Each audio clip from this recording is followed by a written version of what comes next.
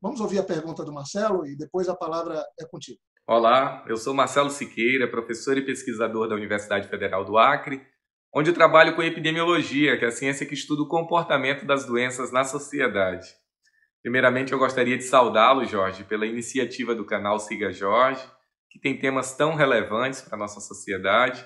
Também saudar o Dr. Lucas, a quem eu gostaria de fazer uma pergunta. Doutor, sabendo que essa pandemia afeta direta e indiretamente toda a nossa ordem social e trazendo também à tona essa questão da saúde mental, eu gostaria de saber se quadros de ansiedade exacerbada podem alterar o nosso sistema imune, aumentando os riscos em caso de infecção, os riscos de doença grave. E quais as alternativas para atenuar ou mesmo prevenir essas crises de ansiedade? Desde já eu agradeço a atenção. Muito obrigado, Marcelo, pela tua participação, pela tua pergunta, pertinente pergunta, falando, né, dos impactos da ansiedade sobre o sistema imunológico. Então, veja, teoricamente sim, né? Agora, o que eu vou te responder? Eu acho que nenhum sintoma de ansiedade é capaz de aumentar ou modificar a tua imunidade a ponto de contribuir ou te proteger. Então, a pergunta é não. Não, a ansiedade, tem uma relação da ansiedade com a imunologia? Tem, mas ficar mais ansioso não vai te deixar mais suscetível à infecção ou não. Então, os cuidados são os mesmos que uma pessoa que não está com ansiedade precisa ter, porque a contaminação ela precisa do agente que é o vírus. E é esta a variável que determina a infecção. Mas eu acho que essa pergunta do Marcelo, quero mais uma vez agradecer, ela traz uma lembrança para mim. O primeiro centro de saúde de Rio Branco foi feito quando eu estava na prefeitura. Fizemos o Cláudio Vitorino na entrada de Taquari. Depois nós fizemos outros. Depois, na gestão do Angelim, de 8 anos, com o Marcos Alexandre, eu acho que nós criamos uma boa infraestrutura. No governo também. Sabe? Nós implantamos as primeiras UTIs, que agora estão sendo usadas. Né? Eu sempre lembro que meu pai morreu na UTI do pronto-socorro. Eu estava lá com ele há poucos anos atrás, 3 anos atrás, eu tive essa perda. Mas nós é que tínhamos feito. Né? E também fizemos o Hospital do Juruá. E nessa ideia de construir ambiente hospitalar, de acolhimento das pessoas, eu falava sempre, olha, isso não muda uma situação. Uma pessoa que sai de um seringal, de uma colônia, ela vem doente, ela não quer ir para médico, ninguém quer ir médico, ninguém quer fazer exame. E quando vai, porque não tem jeito, ela também fica tímida, às vezes não entra nem na unidade de saúde. Quem trabalha tem que ficar atento. E às vezes aquela pessoa está passando ali, está ali sem falar com ninguém, você vai lá e diz, o que é que você está querendo? Às vezes um abraço, um acolhimento, um carinho, dá um conforto que melhora o psicológico das pessoas. Eu acho que por esse lado também, nós temos que estar bem entre nós, igual você falou, comigo, com a gente mesmo, para poder encarar um negócio que esse vírus é imortal. Que eu tive muito medo de morrer quando eu peguei, entendeu? Ele é maior do que a gente, sente que ele está no corpo todo. A sensação de pertencimento é um efeito, tem um efeito positivo. Mas para responder o Marcelo Siqueira, né, tem um segredo que eu acho interessante de passar aqui, que pode servir, isso tecnicamente serve para todo mundo. Um ataque de ansiedade, ele significa uma circulação de adrenalina na corrente sanguínea. Então, tudo que eu fizer para baixar a adrenalina vai diminuir a intensidade e a duração da minha ansiedade. Então, no momento de ansiedade exacerbada, tem um segredo que é bem interessante, que é respirar dentro de um saco de pão. Cobrir o nariz e a boca e respirar dentro daquele saco de pão vai fazer com que aumente a concentração de CO2 dentro do saco de pão. E o CO2, né, dentro na corrente sanguínea, consome a adrenalina mais rápido. Então, eu nunca vi falar isso. Se eu soubesse disso... É curioso porque quando alguém está num ataque de ansiedade, tem normalmente falta de ar. Então, você vai oferecer... As pessoas querem botar ela num espaço aberto, não é? Ou então fica até abanando a pessoa. Né? E essa é uma dica interessante, que você bota a boca dentro de um saco de pão, respira ali dentro, pede para a pessoa respirar dentro do saco de pão, mesmo que seja contraintuitivo aquilo vai trazer uma tranquilização para momentos de ansiedade exacerbada. Ô Lucas, agora eu tinha feito uma postagem no Instagram e pedi colaboração das pessoas para fazerem perguntas para você. E é incrível. Realmente, muita gente passando dificuldade e curioso, querendo ajuda para enfrentar melhor esse tempo de pandemia. Então, aqui a Rose, a Cris, elas fazem pergunta. A Rose, por exemplo, pergunta como se relacionar com famílias e amigos que não acreditam que essa situação é gravíssima. E isso não virar uma disputa política como a gente vive no Brasil nesses últimos tempos. E ela está querendo uma orientação nisso. A Cris fala, por exemplo, de carência afetiva. Como encarar isso? Porque isolamento leva a uma carência. A Paula, por exemplo, aqui, Paula Acriana, ela queria muito saber como lidar com as incertezas da vida nesses tempos difíceis. Ela fala até da morte, como lidar com isso? Porque as famílias estão perdendo pessoas queridas e a gente não está no controle de nada. É o vírus que nos comanda a todos. A Sueli, por exemplo, aqui, ela fala, olha, gostaria que o médico falasse como controlar a ansiedade, que prejudica o sono. De novo, essa coisa, a noite passa a ser um momento muito difícil para as pessoas. O Maico aqui coloca o seguinte, olá, como lidar com a procrastinação enquanto estamos em quarentena? Temos diversas tarefas a fazer, mas parar de trabalhar, o que fazer para quebrar isso? Como lidar com isso? Eu coloco essas, mas eu vou te pedir um favor. São tantas as perguntas que depois eu queria que eu vou te mandar e você respondesse para essas pessoas, porque realmente elas estão buscando um auxílio, uma orientação. Bom, a primeira pergunta, então, eu vou começar pela questão da Rose. Então, agradecer a Rose pela pergunta.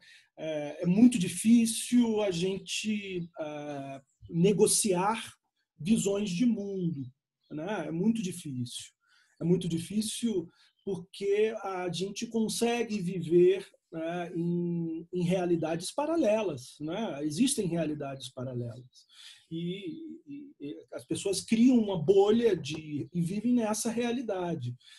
Olha, eu diria que como psiquiatra, eu diria que as pessoas têm direitos de viver dentro de sua bolha. Eu só acho que não seria conveniente que essas pessoas que vivem dentro de bolha estejam em posições de governo. Eu acho que é muito difícil você delegar para governantes que não conseguem enxergar a realidade compartilhada. É muito difícil conviver. Essa é a grande dificuldade da psiquiatria, que é quando a pessoa rompe com a realidade compartilhada. Você não acha que... A gente chama o rompimento da realidade compartilhada de psicose. Então, eu diria que as pessoas que não compartilham da ameaça que o vírus nos coloca, que é uma ameaça real, elas estão em estado psicótico. Então, o manejo com essas pessoas ou grupos políticos, porque, enfim, as pessoas têm direito de se organizar, seria o mesmo jeito de se relacionar com alguém que está vivendo numa realidade compartilhada. E a primeira coisa que a gente coloca é tirar essas pessoas das posições de governo. Eu acho que é o primeiro passo, porque eu não tenho como colocar os governantes que não enxergam a realidade como ela é. Então, e essa coisa da ansiedade, da insônia e do medo de morrer? Bom, então vamos começar pela insônia. Perder pessoas, não é só morrer, perder pessoas queridas, porque está todo mundo... nós estamos com um problemão, minha mãe tem 94 anos. Eu não posso... É uma situação muito grave para todas as famílias, muito grave. Pois é.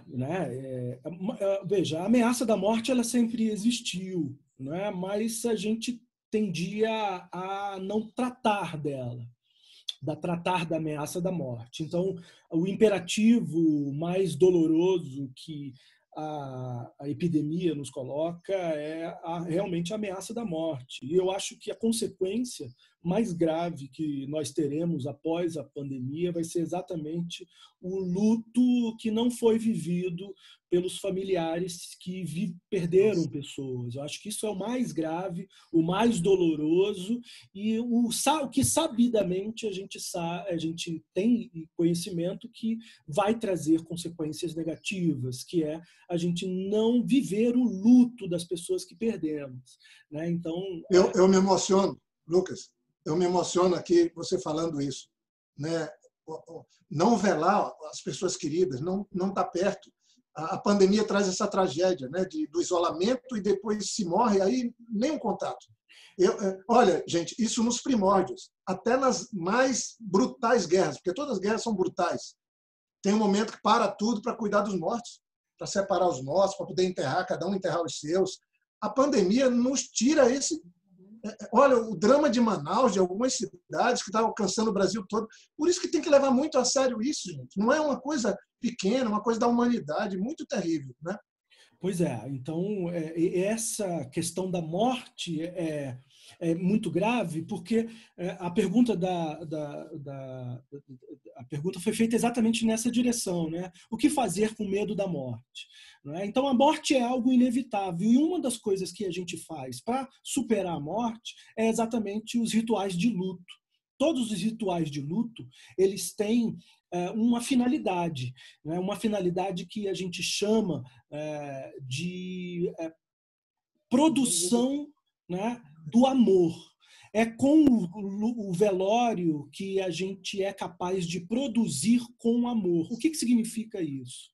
Significa que o amor me permite que a pessoa, o corpo da pessoa morra, mas a alma dela nunca vai morrer dentro de mim. Os rituais de luto é exatamente para que eu consiga acordar esta minha capacidade. Então, o luto significa a sensação de perda. Quando eu supero o luto, eu percebo que aquela pessoa que morreu, eu não perdi. Apenas me relaciono com ela de um jeito diferente. Então, não fazer o luto retira de nós um dos nossos recursos que a gente inventou como civilização para superar a morte. Não, então, e eu vejo que os espíritas, né, eles conseguem lidar um pouco melhor com isso, porque eles estudam, eles tratam isso dentro de si e com os outros. Acho que os próprios evangélicos também, eles conseguem lidar melhor com isso, porque eles na religião eles se pegam ao ritual, ao luto e conseguem lidar melhor. Mas é muita gente, eu não sei lidar com isso. Eu falo sempre que quando eu chegar lá eu vou reclamar, porque me ensinaram que eu tenho que amar as pessoas, que eu tenho que me apegar às pessoas. Em algum momento que eu não sei que dia, ou eu me separo, ou as pessoas vão embora. Eu sou brigão, eu vou lá fazer confusão. Mas eu adoro a criação de Deus, sou cristão, acredito em Deus, mas eu vou reclamar, vou dizer, esse negócio não funciona, porque eu passo a vida inteira aprendendo a gostar dos outros e depois separa desse jeito. Então, essa coisa que você falou é muito, muito grave. E eu queria aqui mais botar um vídeo agora aqui do Arão. O Arão é um músico, uma pessoa muito querida para mim, um amigo e jornalista. E ele faz uma pergunta, como é que faz? Ele viveu um drama, aí nós vamos ver o vídeo dele agora, mas no final ele pergunta o seguinte, como é que faz para não pirar, doutor? Eu sou o Arão, sou jornalista, sou músico. Um alô aí para você que está vendo o canal Siga Jorge. Estou aqui para falar de quarentena, porque como a maioria, eu também estou na minha quarentena. Mas agora está tranquilo, né? Estou com minha esposa, estou com os meus filhos. O começo da quarentena foi bem complicado para mim. Porque quando começou esse processo de isolamento social no Acre, em Rio Branco, na minha casa, eu tinha passado por São Paulo, estava em Brasília. E aí, por conta de estar viajando, passado por aeroportos, contato com várias pessoas, eu e minha família tomamos juntos essa decisão de que eu entraria em isolamento, inclusive me afastando deles. E aí, imagina, depois de um mês longe de casa, você chegar, não olhar para os seus 2 filhos pequenos, não dar um abraço, não dar um beijo na sua mulher, passar direto para um quartinho com um banheiro, obviamente, onde você iria ficar 15 dias trancado. Pra você ter uma ideia, a comida para mim, minha esposa deixava na porta, no chão, eu ia lá, buscava, comia, depois devolvia. Tinha que ouvir meu filho dizendo, pai, vamos brincar, minha filha do mesmo jeito, e você só ouvindo a voz dele por trás da porta. Cara, foi muito difícil, muito complicado. Mas esse é um momento onde você tem que fazer esse tipo de sacrifício, Afinal de contas, está todo mundo nessa batalha contra o vírus, contra a Covid-19. E aí eu aproveito, hoje já estou bem mais tranquilo, estou com minha mulher, com os meus filhos, já estou no isolamento social ao lado da família, embora também seja complicado, porque é uma rotina nova, uma rotina totalmente diferente da tradicional, da que a gente está acostumado. E aí eu aproveito e deixo a pergunta para o Lucas, que está nesse bate-papo com o Jorge hoje. Lucas, diante dessa nova rotina, o que é que a gente faz para não pirar, hein? Muito obrigado, Arão, pela tua participação. E eu vou te responder com um verso de uma música, né? Que é Como é Bom Eu Ter o Meu Violão. Né? Então, exatamente o instrumento, ele é um recurso que a gente usa para não pirar. Né? A música, a arte, na verdade, é um recurso para a gente não pirar. E aí eu vou, né, retornar à minha primeira resposta, né, que foi numa única frase, quando eu disse que a saída é brincar. Né? Então, a arte é a melhor brincadeira que a gente pode escolher para aprender ou praticar durante a quarentena para não pirar. Muito legal. Eu mesmo estou tocando, estou tentando aprender algumas músicas, está me ajudando. Estou trabalhando via Zoom, mas eu estou aqui inquieto, porque o meu negócio é presencial, eu não aguento essa situação, eu gosto do contato, né? Mas não é fácil, não. Ó. Ô, Lucas, uma das recomendações de vocês, médicos, e das autoridades sanitárias de saúde, é que nós temos que tomar todo cuidado com a limpeza. Lavar várias vezes as mãos com água e sabão, demoradamente, pelo menos 20 segundos, álcool em gel. E, pode as pessoas não saberem, faz menos de 200 anos que o mundo começou a lavar as mãos. Né? Em torno de 200 anos que o mundo começou a lavar as mãos, que é fundamental para a saúde. Né?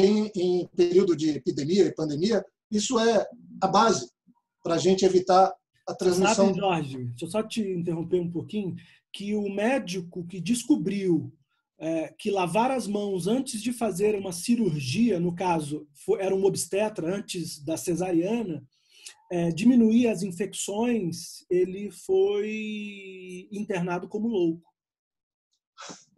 Você veja, então não faz tanto tempo assim, o Lucas está falando, e sobre isso que nós estamos falando, a importância do cuidado da limpeza, de lavar as mãos e outros cuidados, a Laís tem uma pergunta para nós. Vamos ouvir.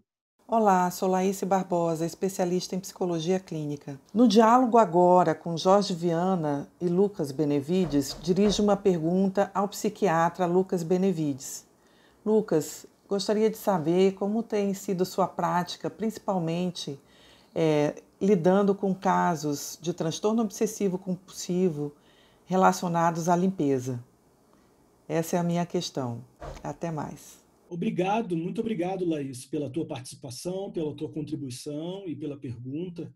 Uma pergunta realmente muito pertinente, né? Óbvio, mas eu vou te dizer, do meu ponto de vista como psiquiatra, eu me sinto muito confortável, especialmente com os meus pacientes, porque eu sempre dizia para eles que o objetivo do tratamento é transformar um transtorno num talento, né? Ou seja, algo que, aquela minha característica que possa me trazer, né, algo positivo, um resultado. Né? E neste momento é um momento onde o toque de contaminação, né, é um exemplo de que ele, na verdade, é um talento. Né? O que eu quero dizer com isso? Né? Exatamente o respeito pela vivência das pessoas. Né? Então, a pessoa que tem o toque, ela vive a ameaça da contaminação, né, permanentemente. E, óbvio, né, numa situação como essa ameaça ela não é um absurdo, né? Não é um absurdo, né, como era. Então, as pessoas, por exemplo, que hoje estão preocupadas com a contaminação, estão com medo de ficarem com toque. Não é? Então, o que a gente diz? Né? É que, neste momento, as pessoas elas estão... A característica do toque é algo muito adaptável à realidade.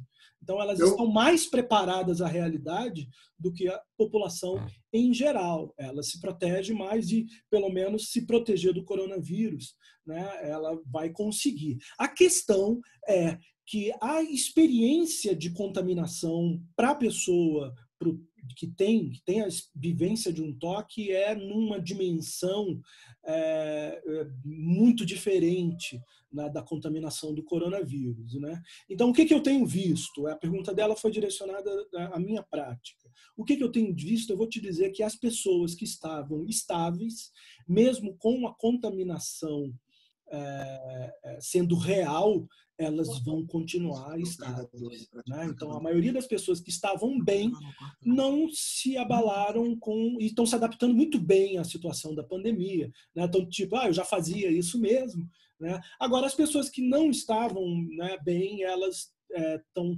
passando por uma ameaça maior, e aí eu vou ter um quadro, né, mais agravado, né, para a vivência de contaminação. Mas o que eu digo hoje, né, ela não é um absurdo.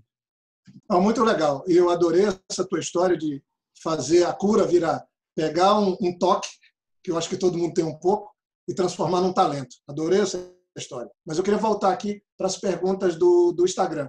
A Nani Santana, ela põe aqui algo que a gente já estava vendo, como lidar com picos de ansiedade na quarentena. A Zuleide, ela diz assim, eu queria saber como é que eu lido com essa quantidade de notícias, né, ruins. É uma carga de drama, de notícia ruim, de imagens ruins. E ela diz que tem sufoco na garganta. Ela consegue ficar sem respirar. E tem também a Cristina Lacerda, que ela diz assim, dicas de exercício e paciência com atitudes do atual presidente. Eu digo para ela assim, é difícil, né, minha filha? É difícil. Lucas, contigo. Veja, a melhor estratégia para uma situação, né, de ansiedade aguda que chega num nível, né, de falta de ar, né, é realmente você utilizar o saco para respirar dentro da boca. É contra-intuitivo, mas é muito efetivo e a gente encurta uma crise que pode durar 30 minutos para 5 minutos.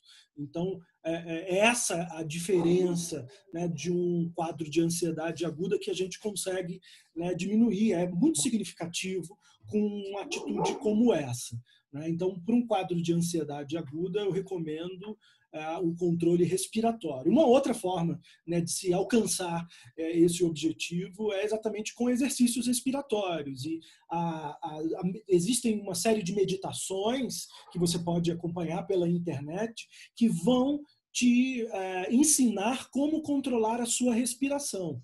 Porque quando a gente se desconecta da nossa respiração, a gente tem uma impressão de saída do corpo, de perda de controle do corpo ou até de esquecimento, né? Então, essa atitude ela é muito efetiva, né? Respirar dentro de um saco de pão. E essa situação de lidar com tanta notícia ruim, com para tanto cada drama. Notícia ruim, uma atividade boa, né? Isto é um outro exemplo das pessoas que têm toque, né? As pessoas que, o que é o toque? É um pensamento ruim, a gente chama de obsessão, né? E um ato para passar o pensamento ruim, que é a compulsão, né? Então, isto é natural, o próprio organismo busca isso. Então, para cada notícia ruim, eu preciso de um ato bom, né? Então, a gente tem que deixar de equilibrar o consumo de informação com a produção de soluções. Então, por exemplo, para cada dificuldade que ela leia ou veja na internet, ou veja no jornal, ela procure, por exemplo, na internet uma solução, né? Porque, do mesmo jeito que tem muitas pessoas concentradas nos problemas, tem muitas pessoas concentradas na solução. Muito bem.